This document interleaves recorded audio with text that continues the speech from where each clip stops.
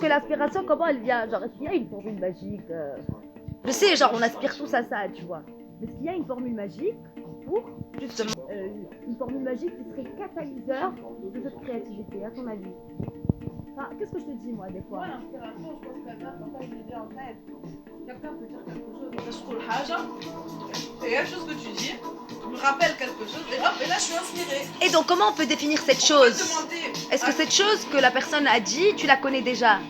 Genre, est-ce que cette phrase, elle t'a déjà... soit tu la connais, soit tu poses des questions au monde de toi sur ça, et du coup, Donc, en fait, qu'est-ce que tu penses de dire toute nouveauté peut être une source de créativité?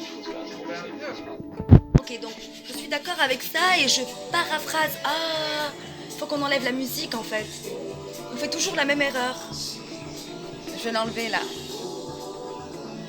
Donc finalement, je vais un peu paraphraser Jason Silva et je le rejoins, on va dire que je rejoins Jason Silva dans le fait, ou dans le sens où c'est la nouveauté qui engendre la créativité. C'est la nouveauté qui est un catalyseur de la créativité.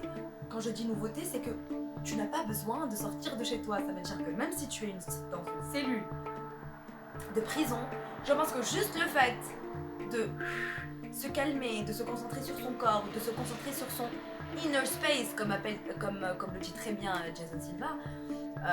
Donc bon, il ne dit pas ce que je viens de dire, mais il appelle l'intérieur le inner space. C'est limité, le outer space est limité, on n'arrive pas à aller très très loin nous-mêmes, je veux dire. Hein. À l'aide de scientifiques, on peut. Mais le inner space, c'est quelque chose de génial parce que c'est infini. Et parce que plus tu découvres ton inner space, plus tu as de nouveautés, et plus tu es créatif, et plus tu es à la recherche de cette créativité. Donc ça peut être une addiction, vue par certaines personnes comme une sorte d'égoïsme, parce que tu as envie de parler, de t'exprimer. Mais il faut savoir que toi, ou moi, ou Sarah, on n'est pas en train de vous apprendre à vivre. On vous conseille, on vous dit qu'on l'a essayé, qu'on en a pris conscience, et on partage avec vous ça. On n'a pas la prétention d'avoir...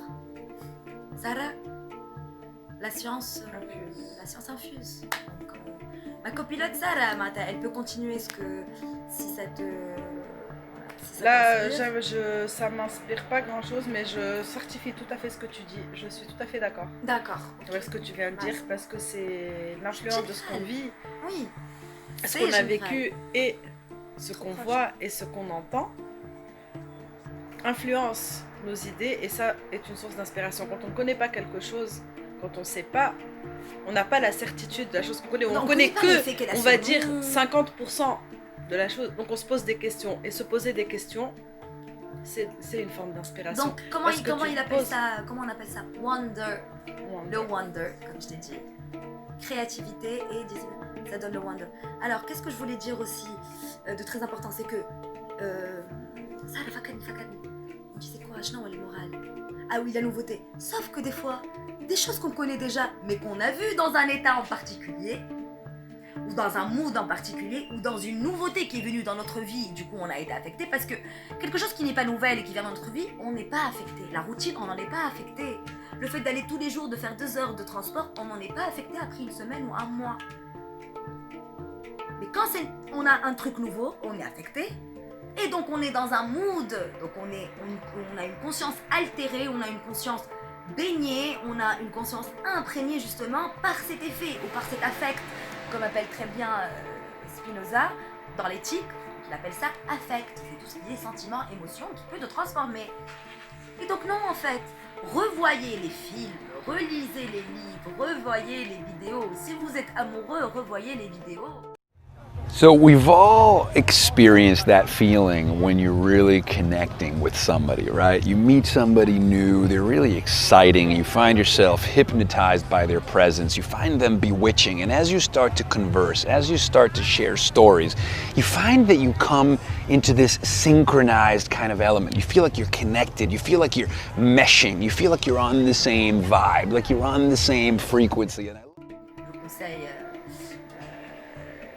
Si vous êtes amoureux, si vous vous intéressez à quelqu'un, bien sûr, revoyez quelques vidéos de Jason Silva que je mettrai en lien qui sont intimacy, ou bien love can hurt.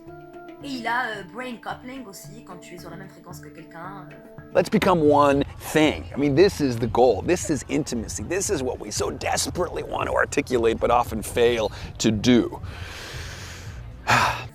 Voilà, donc, suivant votre état, allez chercher la chose qui pourra vous faire du bien et dans laquelle vous pourriez vous identifier. Si vous êtes en dépression, si vous êtes déprimé, regardez des vidéos de gens qui sont passés par cette étape et vous racontez vraiment, être transparent, enlever les filtres, enlever cette idée de devenir vulnérable en parlant de soi, mais de son ancien soi. Parce que quand tu es déprimé, tu ne peux pas parler de toi. Même à ta psy, tu ne peux pas lui dire les choses que tu vois, les craintes. Voilà, donc suivant ton mood, tu vas vers quelque chose qui va te remplir ta jauge de bien-être. Donc, on va dans l'hédonisme, H-E-D-I. H-E-D-O.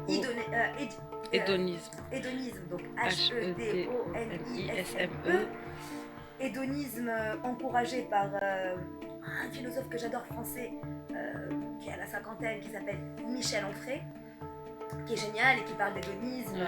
Ça marche comme ça depuis le début de l'humanité et ça marchera comme ça jusqu'à la fin de l'humanité. Nous sommes des êtres de désir avec des envies, des pulsions et soit on s'interdit de vivre ces désirs-là, soit on les vit mais en cachette en se dissimulant toutes ces choses-là. Donc je dis, la famille, redéfinissons-la autrement. Il faut être clair sur soi, clair sur son désir. Puis il faut être grand avec les autres. Bien sûr, et en même temps, puisqu'on ne s'arrache pas totalement à la nature et aux lois de surtout quand il parle de...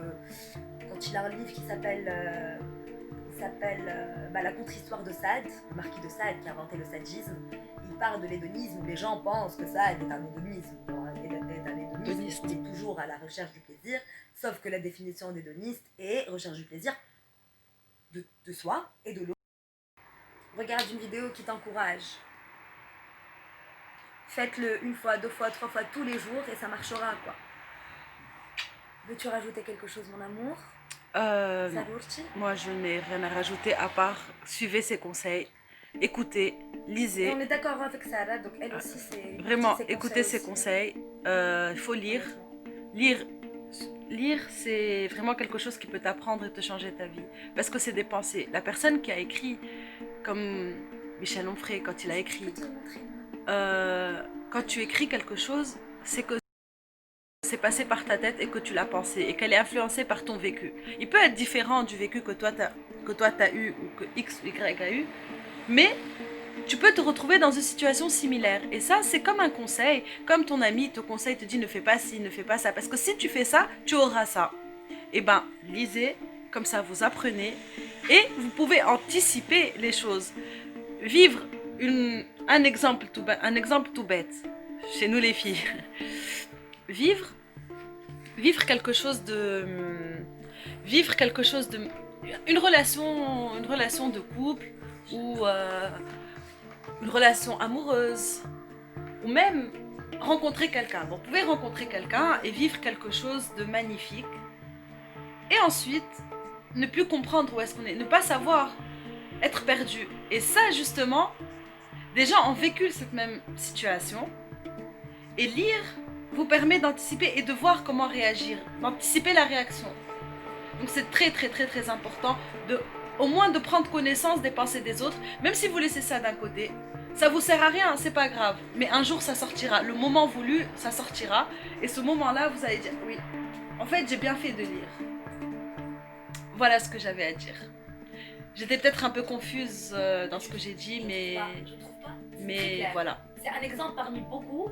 Et c'est très clair, tu l'as développé, et c'est des gens qui pourront s'identifier justement. Enfin, en fait, que ce soit à travers les livres ou que ce soit à travers les On pense tous en fait. C'est à travers les mots que les gens peuvent reprendre. Et il faut savoir aussi que tous, on a cette capacité de penser, mais certains l'écrivent, certains c'est une façon d'extérioriser, et d'autres gardent ça dans leur tête, parce qu'on a tous une façon, on a tous une, comment dire, on a tous, je trouve pas le terme, mais on a tous une idée, on pense tous quelque chose, on a vécu quelque chose qui peut être traumatisante ou pas, hein, qui peut être magnifique et qui peut être traumatisante. Donc on a tous une idée, on a tous une pensée Mais des fois, on l'extériorise pas, on la garde au fond de nous. Et c'est l'expérience. C'est très important, c'est l'expérience ultime. C'est la pensée. Nous, il y a 14 milliards d'années. Il y a 14 milliards d'années, enfin observable, on va dire.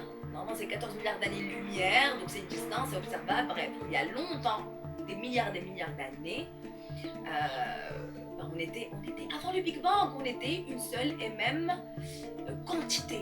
On était pratiquement à volume zéro, à température extrême, gravité extrême, lourdeur extrême, masse extrême. Et après, bon, il y a eu quelque chose qui nous a fragmentés. Ou défragmentés. Non, fragmentés. Nous, qu'est-ce qu'on va faire là? On va rassembler. Donc, on passe d'une version développée pour les mathématiciens, pour ceux qui ont fait maths, quoi. D'une version développée à une version factorisée. It was discovered that the universe was expanding. Distant galaxies were moving away from us. This meant they must have been closer together in the past. If we extrapolate back, we find they must have all been on top of each other about 15 billion years ago. This was Bang, the beginning of the universe. But was there anything before the Big Bang? Là, c'est d'une version factorisée à une version développée. Donc, on va dire une puissance. Donc, on va dire A plus B puissance N, quoi. C'était vraiment un truc super condensé. Donc, on a tous la même essence, on a tous les mêmes choses. C'est pour ça que les gens s'y identifient. Et c'est pour ça que chaque personne qui suivra justement ces conseils verront peut-être, s'ils sont vraiment convaincus, vraiment verront leur vie changer. Donc, je ne veux pas faire cliché, donc je ne veux pas faire comme tous ceux qui font du développement personnel et qui sont des coachs de vie et qui vous demandent de payer 60 balles l'heure ou 250 balles 3 jours, 3 jours de silence sans manger, 250 balles 3 jours.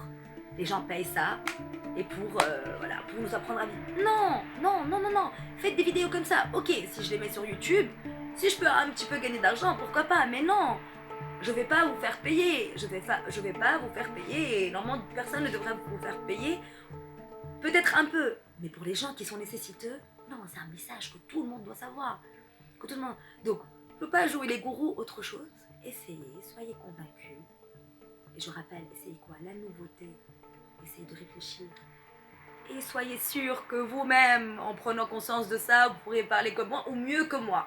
Ça c'est sûr, avec de l'entraînement, avec de la conviction, peut-être que moi je suis pas assez convaincue. Mais vous, allez-y, lâchez-vous. Vous allez voir que c'est une ouverture sur votre âme, sur votre raisonnement, sur votre cerveau. Et les gens se sentiront aussi à l'aise, parce que c'est un effet domino.